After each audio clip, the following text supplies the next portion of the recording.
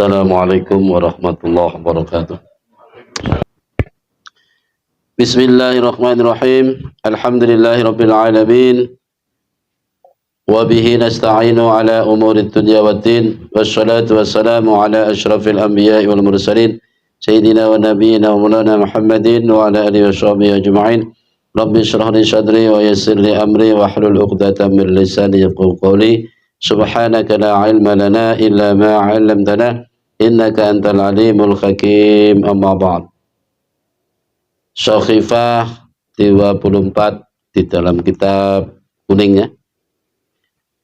Kalau di kitab terjebah yang penting wal maqalatul khamisatu wal asyratu.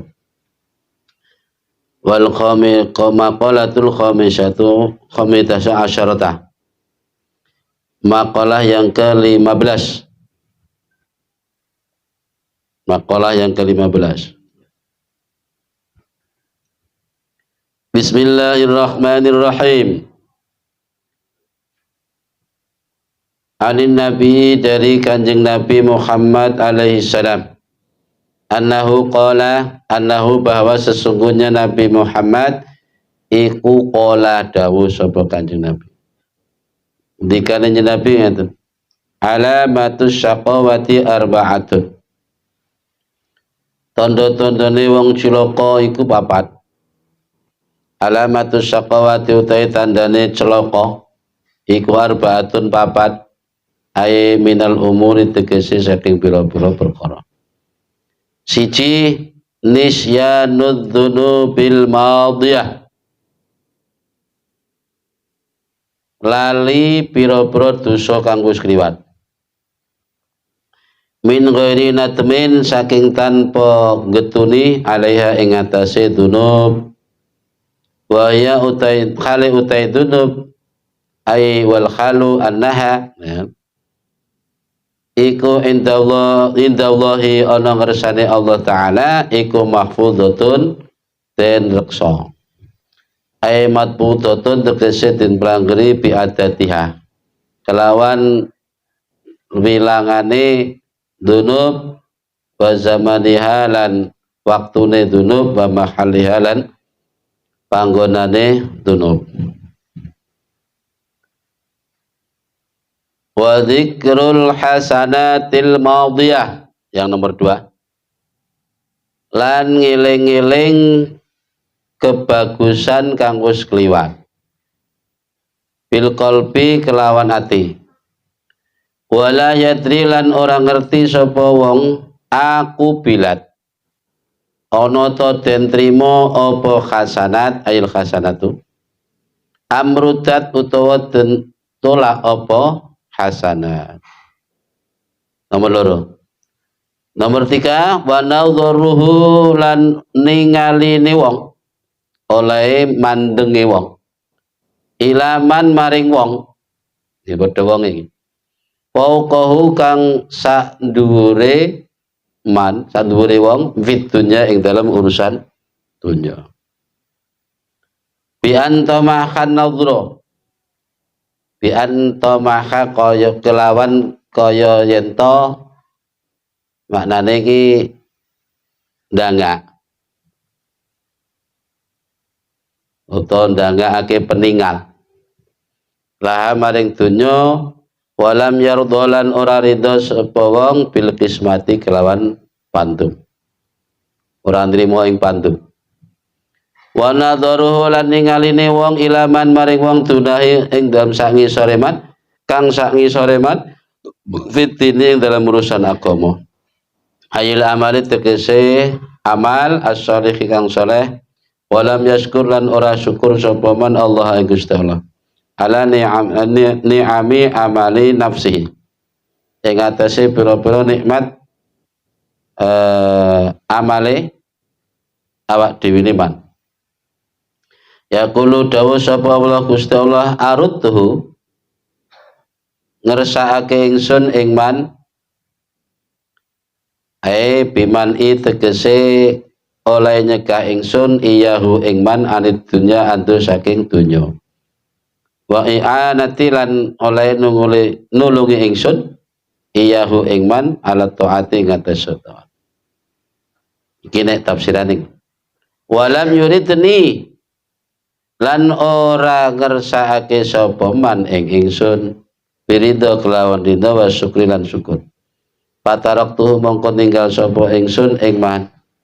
Ai bitarki nusratihi tegese kelawan ninggal nulungi ing man. Titik. Sampai situ dulu.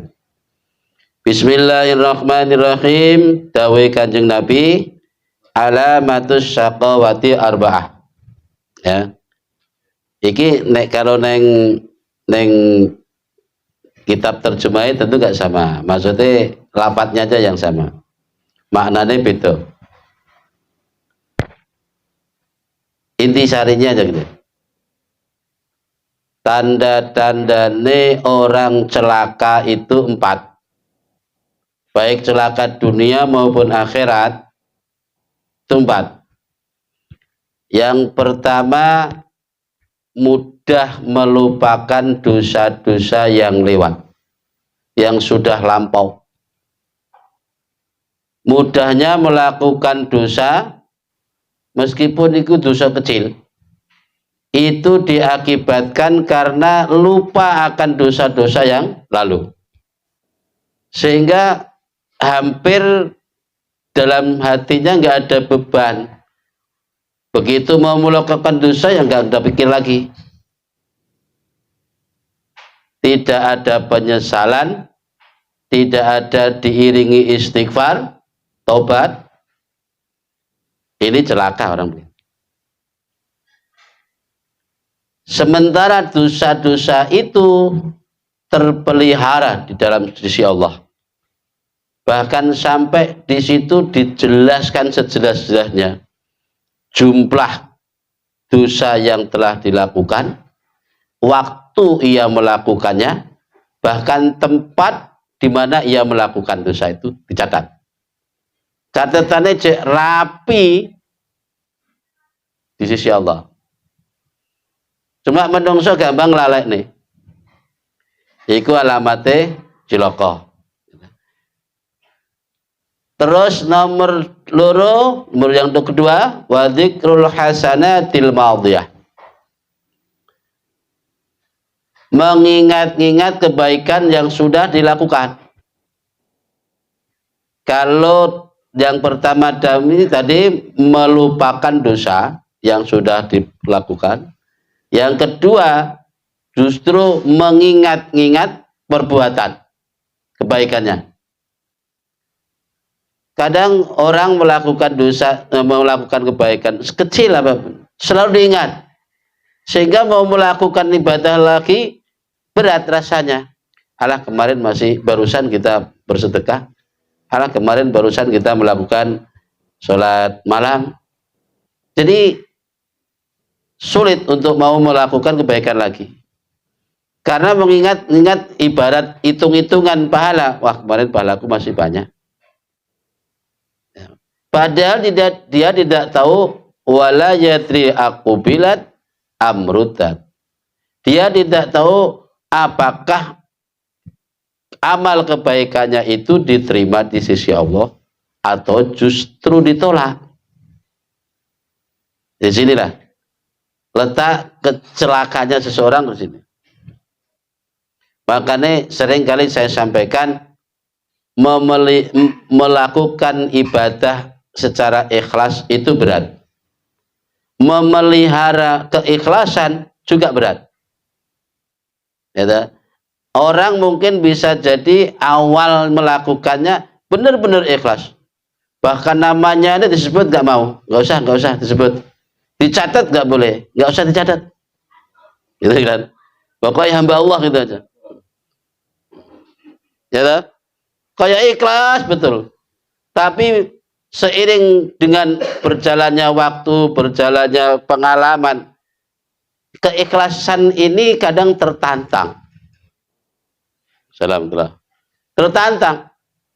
Umpamanya ada seseorang membantu pembangunan masjid, membelikan semen 100 sak, Moro-moro tekon, tahu-tahu didatangkan gitu aja. Panitia aja nggak tahu. Ya karena ingin menjaga keikhlasan itu kan. Ingin menjaga keikhlasan itu sehingga dicatat ya nggak mau, disebutkan namanya nggak mau, bahkan hamba Allah aja nggak usah. Gitu kan? Saking ikhlasnya. Seiring dengan berjalannya waktu, ya, setiap kali panitia mengumumkan siapa yang mau membantu, terus orang-orang, nama-nama orang yang telah membantu disebut semua. Namanya otomatis, nama dia kan gak tercantum di situ, gitu kan? Sehingga orang-orang yang di sekeliling situ tahu itu loh si A itu wong sugih enek bangun masjid atau bantu. Ya mulai tertantang loh. Padahal tujuannya ikhlas, gitu kan? Kalau si A kalau sugih kaya enek wong bangun masjid kok ora tau bantu. Setiap kali panitia mengumumkan pasti begitu. Nah, ini kan tertantang. Makanya lama-lama kan tergantung orangnya benar-benar kuat memelihara keikhlasannya apa tidak. Gitu kan? Nah, sing ra kuat kan moro-moro muncrat ya. Kalau sang semen sak-sak sing rumangsamu sing tuku sapa piye. Lama-lama kan gitu toh. Disitulah cara kita memelihara keikhlasan itu. Nah, makanya kebahagiaan seseorang itu diantaranya mudah melupakan kebaikan. Pokoknya melakukan kebaikan, sudahlah. Ibarat kita buang air saja. Buang air besar atau kecil. Pokoknya kayak begitulah. Nggak usah ditengok, juga nggak usah diingat-ingat. Itu aja. Bahkan seikhlas apapun hati kita, nggak usah diucapkan. Keikhlasan yang diucapkan itu ya malah batal. Wes dong, aku ikhlas banget, ikhlas pokoknya. Justru diucapkan, wih koyo gak ikhlas. Ya pokoknya, ngono lah. Berkatalah apa yang perlu dikatakan, gitu aja.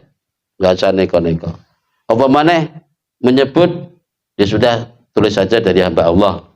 Ikulah pengakuanmu, hamba Allah. Gusti Allah ngaku kowe hamba apa ora? Nah, ya piye terusan? Ya konggone si A.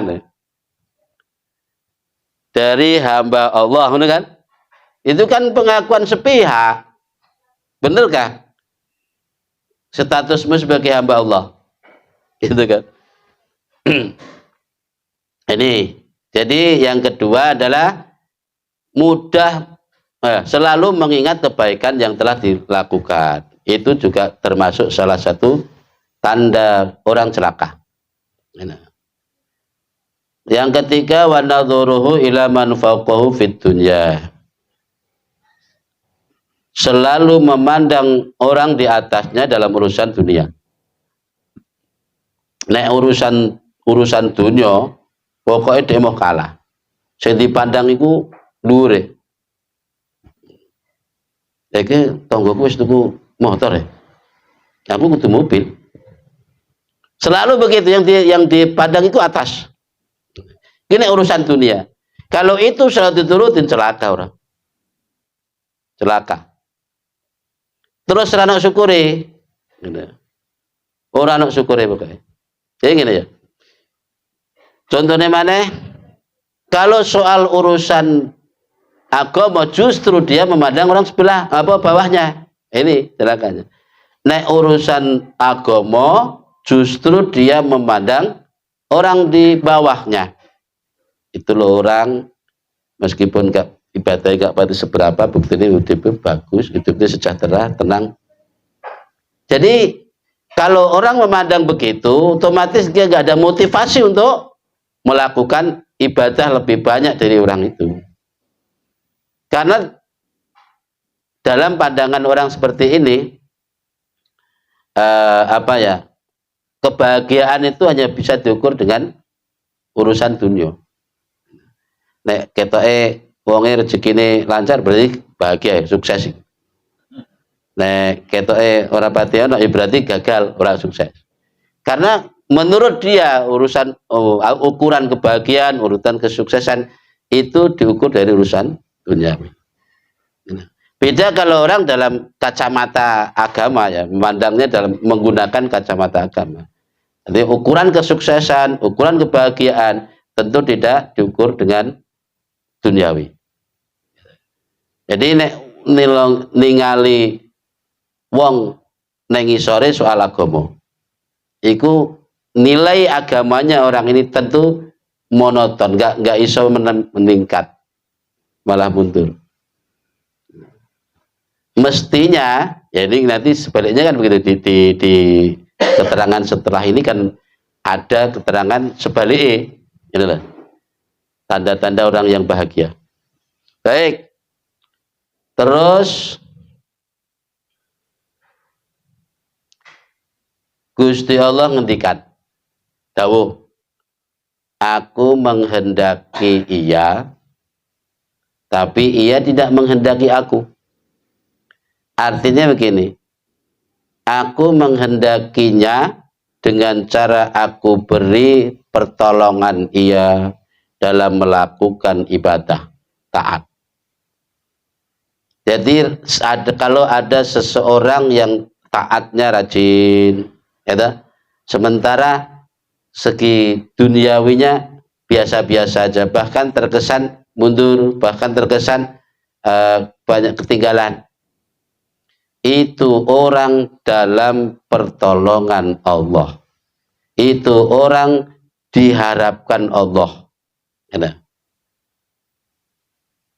Tapi nek justru dari pertolongan Allah itu dia kok malah boikot, ya, pamane digawe wong serba kekurangan, wis taat. Soalnya kadang wong ngene ya, ketika dalam kondisi serba kekurangan itu kadang orang justru cenderung mendekat, ibadahnya tekun, coba masjid terus, sehingga masyarakat lingkungan ini ngerti, angger bocah kae coba masjid berarti gak patin duit.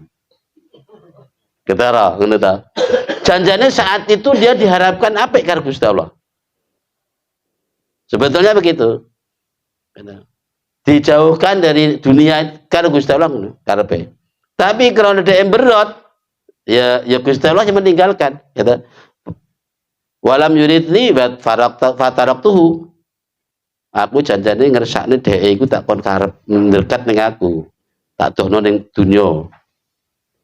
Dekat dengan aku, tapi sawangane kok berot, ora gelem syukur, sing diwasi malah wong sak dhuwure urusan dunya.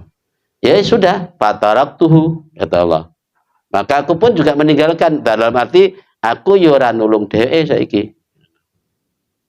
Ngono, titik. Jadi sebetulnya dalam mensikapi kebahagiaan itu sederhana. Sebetulnya tinggal kita ya bisa ngelakoni porang. Ini pengalaman pribadi saya pada suatu waktu ya, malam pas Ramadanan lah istilah, kebetulan ada acara di pelosok waktu itu. Saya benar-benar saat itu benar-benar meneteskan air mata, poso-poso pas di pelosok lah, di tempat di mana saya ada di situ, enggak saya sebutkan daerah mana. Banyak anak-anak ya. Ketika mau menjelang buka itu, seneng nih, kok semangat betul, gitu. Saya membayangkan kira-kira bukanya apa tuh, mungkin ya menune mungkin ya benar-benar memuaskan. Ternyata apa yang dihadapi mereka cuma kerupuk dan sambel lalapan terong. Uku nek mangan masya Allah luar biasa, seneng. Saat itu saya tersentak hati. Wong mangan kaya ngono iku ngrasakno kaya syukur tenanan. Bayangno nek urip ning kota ngono lho, manganan menu sing pirang-pirang ngono kadang cek kurang. Karena syukur kan. Makanya ketika kita melihat orang di bawah kita tentang urusan dunia, maka kita akan timbul rasa syukur. Tapi nek masih sak dhuwure, gak nek syukure. Nah, makanya ya Allah tersentak saya. Begitu juga saya pernah mengalami ada teman saya yang mungkin lama nggak tahu keadaan saya waktu itu toh. Waktu itu saya masih di Empok masjid itu lah, ya. Lama nggak ketemu, jadi begitu mengunjungi saya itu langsung dia nangis, langsung mengungkapkan begitu, Masya Allah, rupanya saya kurang bersyukur Pak. Artinya dia selama ini kan hidup ya di kota, kemudian fasilitas segalanya ya didapat gitu loh. Melihat kondisi saya seperti itu, ya, dia baru tersentak mulai. Nek ngono berarti aku kurang syukur ya Pak. Makanya selama kita memandang orang di bawah dalam urusan dunia, maka insya Allah akan keluar syukurnya. Tapi nek sing dipandang atasnya, yo ki mau orang trimo ing pantu. Lam yardo bil kismah. Ini telu itu. 4 ya, tandane orang celaka. Mudah melupakan dosa, gampang mengingat kebaikan sidik tiling-iling. Pernah nyumbang masjid ki ya sekali gue. Begitu nek panitia narik maneh, loh barusan kemarin. Padahal wis 3 tahun yang lalu, baru kemarin tuh. Mau dieling-eling wae mari. Itu celaka. Yang ketiga, melihat orang di atasnya dalam urusan dunia dan melihat orang di bawahnya dalam urusan agama. Itu celaka nih. Baik, bismillahirrahmanirrahim. Wa alamatus sa'adah. Sekarang sebaliknya. Adapun tanda-tanda orang baik, orang bahagia, orang selamat itu juga ada 4. Jadi waliani di atas tadi kan. Dzikrudzunub bil madhiyah, selalu mengingat dosa-dosa yang telah lewat. Bin nadmi wal istighfar, mengingat itu bukan kok diingat toh, tapi diiringi dengan penyesalan dan beristighfar. Nah, makanya bagi kita mestinya wis ngaji bertahun-tahun ini, setidaknya predikat seorang murid itu sudah kita sandang. Seorang murid, maksudnya kita ini saat ini layakkah menandang predikat murid itu dalam pandangan kitab loh, ini pandangan kitab tasawuf lah. Ini seorang murid adalah, ini dalam kitab Irsyadul Ibad itu diterangkan, orang yang membuat malaikat pencatat amal, ya, yang ada pencatat amal baik, ada pencatat amal buruk, tidak sempat mencatat perbuatan jeleknya selama 20 tahun. Malaikat yang bagian nyatet amal jahatnya itu nggak sempat arep nulis, nggak sempat. Itu pun selama 20 tahun. Itu baru disebut seorang muridul akhirah, atau kalau bahasa tasawuf disebut salik. Wong suluk lho, tukang suluk. Salik. Itu baru disebut murid. Kok bisa begitu? Pokoknya malaikat anggar apa nyatet malaikat celik. Karena di situ diterangkan, Nabi ki nek negosiasi ning gone pangeran tuwunan Pak belo awak dhewe. Artinya gini, ada dawuh Gusti Allah dalam kitab, dalam hadis qudsi. Ya, barang siapa yang bertobat 1 tahun sebelum wafatnya, maka tobatnya diterima. Nabi pikir tuh 1 tahun itu lama ya Allah. Dalam 1 tahun itu kan ya bisa jadi orang berubah. Ya sudah, sampai negosiasi dinyang terus ganti saulan. Saulan itu 30 dino ya Allah. Dalam 30 hari itu orang bisa juga berubah. Nah, akhirnya dikurangi mana? Barang siapa yang bertobat seminggu sebelum ajalnya tiba, tetap ditampa Gusti Allah. Nah itu berarti tenan. Akhirnya Gusti Nabi, Kanjeng Nabi cek panggah ngeyel. Ya Allah, seminggu ki 7 dina Gusti. 7 dina kan orang bisa juga berubah. Yang semula iman jadi kafir atau yang semula kafir menjadi iman.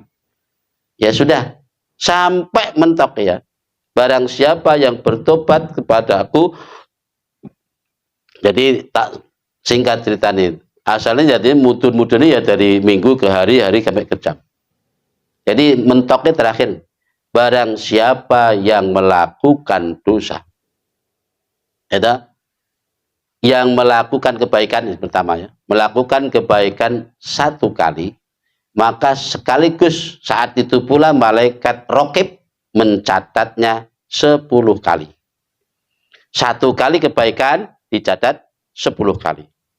Barang siapa berniat saja melakukan kejahatan, maka tidak dicatat. Barang siapa melakukan, bukan niat lagi, melakukan kejahatan 1 kali, ketika malaikat atid mencatatnya, mau mencatat, malaikat raqib mencegahnya. Jangan dulu, jangan dulu. Karena ini rupa-rupanya raqib ini sebagai komandan malaikat di situ, inilah, dalam urusan ini. Jangan dulu. Siapa tahu orang ini mau bertobat, menyesal. Ya sudah, tunggu 1 jam. 1 jam kok nggak ada penyesalan, malaikat atid mau catat lagi. Ya sudah, mau catat. Jangan dulu, jangan dulu. Kita tunggu dulu sampai 2 jam. Begitu 2 jam kok nggak ada penyesalan, nggak ada istighfar, mau dicatat lagi. Begitu terus sampai mentok 6 jam. Jadi dalam kitab itu terangkan 6 jam. Gitu. Kalau 6 jam orang melakukan kejahatan dari perbuatan itu sampai 6 jam kok nggak ada penyesalan, nggak ada istighfar, ya dicatatlah oleh malaikat atid. Sekali melakukan dosa, sekali pula dicatat. Ini kemurahan Gusti Allah. Nek kebaikan 1 kali dicatat 10. Tapi nek kejahatan sekali cuma di 1 kali. Itu pun ditunggu sampai 6 jam. Nah, orang yang sadar sebagai seorang murid atau orang yang sing diharapno ki mung akhirat, maksudnya. Nggak usah nunggu 2 jam, 3 jam. Begitu melakukan dosa sadar. Langsung istighfar, astagfirullahaladzim. Tiba iki mau sing tak lakoni salah ya. Geton diiringi terus istighfar. Jadi malaikat harap nyatet itu gak kober. Ngono ki sampai 20 tahun niku malaikat gak kober. Mergo anggere nglakoni dosa terus istighfar. Anggere nglakoni dosa mesti diingatkan. Gusti Allah. Dan begitu. Itu baru disebut predikat murid atau muridul akhirah atau disebut salik. Bukan suluk.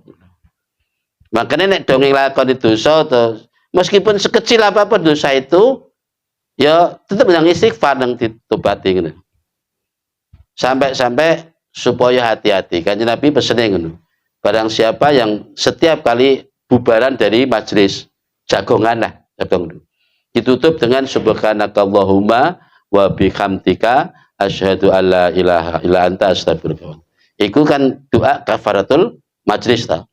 Kafarat itu pelebur dosa selama jagong ning kono ngono lho. Barang siapa membaca doa itu maka bubar, yaitu bubaran dalam keadaan diampuni dosanya. Sopo ngerti ketika kita lagi jagong guyon-guyon ada ketersinggungan dari ucapan kita, sikap kita atau kadang-kadang ya tumibo ngrasani. Kan enggak ngerti toh?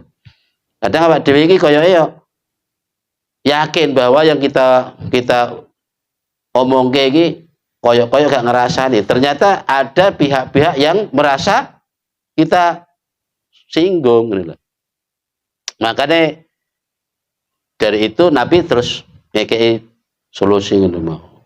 Barang siapa setiap kali bubaran dari majelis tutup dengan doa itu. Subhanakallahumma wa bihamdika asyhadu alla ilaha illa anta astaghfiruka wa atubu ilaik. Makanya itu disebut doa kifaratul majlis. Kan? Karena makanya rasa nunggu 2 jam 3 jam. Nah, jadi selalu mengingat dosa yang sudah dilampau, yang sudah dilakukan. Ingat-ingat, meskipun kecil diingat-ingat, ya Allah, kemarin aku melakukan ini. Sehingga begitu mau melakukan dosa, pikir-pikir tenan. Dosaku sing wingi rung tak tobat. Utawa ya aku masuk istighfar, jojok istighfarku gak ditampa. Jadi kecurigaan apa ya, kekhawatiran selalu ada. Sehingga kehati-hatian selalu terpasang. Yo, nek ngono insyaallah selamat. Wa nisyanul hasanatil madhiyah, dan gampang melupakan kebaikan yang sudah lewat. Wis nglakoni amalan apa wis di lalekne ngene lah.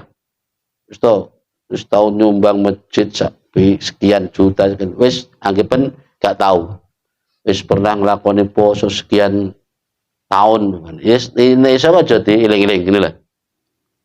Supaya amalan prestasi amal-amal itu ya sudah anggapan kita nggak ada amal, sehingga rasa ingin melakukannya itu tinggi.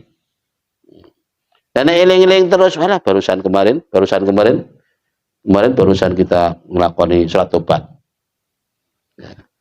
Makanya itulah keadilan Gusti Allah. Andaikan pahala itu diperlihatkan, atau sebaliknya, andaikan dosa itu diperlihatkan, maka ya nggak seperti ini kehidupan berjalan. Wong lakoni dosa, sekali nglakoni dosa langsung bejut dase. Atau ketika orang sekali melakukan melakukan sholat, langsung pahalanya sak gunung. Dan akhirnya kan ya nggak sholat lagi toh. Pahalaku jane kok. Jadi nggak kayak begini jadinya. Makanya dosa pahala itu suatu hal yang memang dirahasiakan Allah, digoibkan. Terus wa nadharuhu ila man fauqahu fitin, melihat orang di atasnya dalam urusan agama. Nek urusan agama sing dideloki wong atase, kae wis iso kaji, kae wis iso umroh, kae nek ngamal ibadah wekon tenan. Supaya kita ngikut niru ngene lho ya. Ngono. Niru-niru ki nek bahkan mungkin ya kata ekstreme, mungkin umpama drengki karo wong ngono ki ora apa-apa. Aku jam iri karo sampean. Ini iri ngono ki apa? Iri karo kebaikane maksudnya, ora kok iri karo dunyane. Iri karo kebaikane. Sampean niku wah jam nek kon nyumbang iku plak-plek. Iri tenan aku. Dan nek ngono ki cara iri karo wong iki oleh. Terus wa nadharuhu ila man tunahu fid dunya. Sebaliknya, memandang orang di bawahnya dalam urusan dunia. Nek urusan dunia is pokoke nrimo ngene lah. Wis ngene ra apa-apa sing tanggoku kae ngono ya urip. Wis ngono lah gampangane ngono. Jadi syukur. Tapi ngene iki yo angel pokoke angel. Jadi ini as-sabru amarru minas sibri. Bahasa sabar itu mudah kita ucapkan, tapi lakonannya lebih pahit daripada putra wali. Sobiri ini mana ini putra wali? Sobiri. Nah, sabar gampang ya ngomongin sabar. Padahal ikhlasan gitu ya. Ikhlasan ini gampang ucapannya, tapi lakonannya berat. Termasuk memelihara keikhlasan itu berat.